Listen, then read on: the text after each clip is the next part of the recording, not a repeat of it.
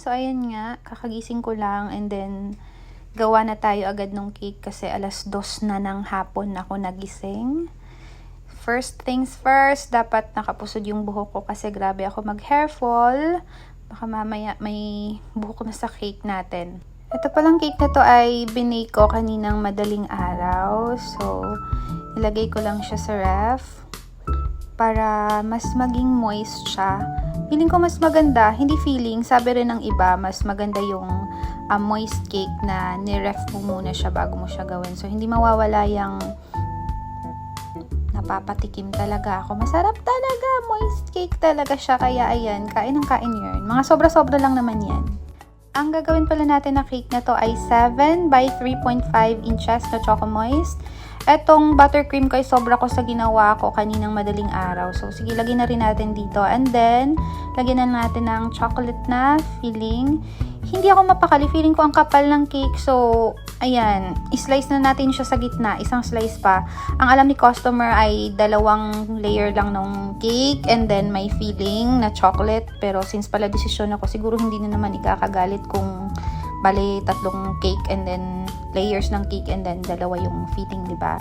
And then, lagay na natin yung ating pangatlong cake. Muntik ko pa talagang mabiyak yung pangatlong cake na yan. Yung sa pinaka-top, buti na lang. And, tadang! Pak! Galing ko talaga! So, ayan, na actually, hindi ko alam bakit ko ginawa yun. And, hindi ko na alam. So, tip din talaga pag gumagawa ka ng kahit anong gusto mo sa buhay. Dapat sakto yung tulog mo at nakakain ka para, ayan, straight yung pag-iisip mo. And, eto na nga, diba, dapat 7 by 3.5, naging 7 by 4.5 na siya. So, okay na lang yun. Merry Christmas na lang ulit. So, eto talaga siya, kung alam niyo lang yung presyo ng cake na to, as in 0 na to, ano na lang to, for the love of baking, for the passion na lang to, and ang nakukuha ko lang talaga dito sa isang cake na ginawa ko to na ngayon ay happiness.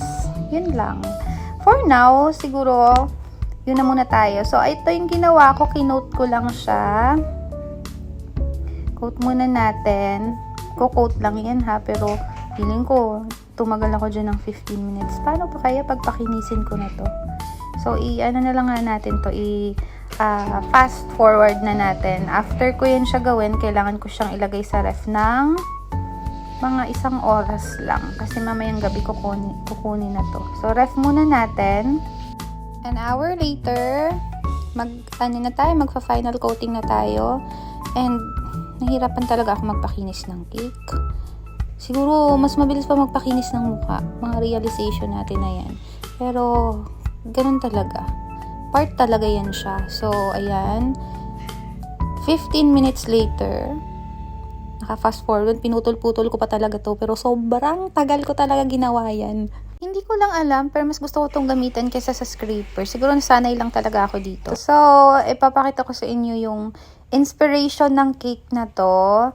Ito yung dapat maging itsura daw ng cake. Actually, simple lang naman, kaya go ako agad. Ito pala yung inspiration, pero babaguhin lang yung topper. And then, 2 hours later, ang tagal. So, ano natin to ulit, fast forward natin to ulit. Siguro ganito talaga, pag gusto mo yung isang tao, isang bagay, yung isang bagay, paglalaanan mo talaga ng time and effort. So, ayan na, fast forward na tayo sa paglalagay ng blue sa ilalim. So, lagay na rin natin yung silver at gold na kagaya nung nasa picture. Anyway, edible po yan lahat. And then, charan! Masaya naman ako sa pinagagawa ko sa buhay ko. Feeling ko maganda rin yung ibang color dyan. Ano kayang magandang ipalit sa blue next time? Ayan. So, yun lang. Bye! Ingat!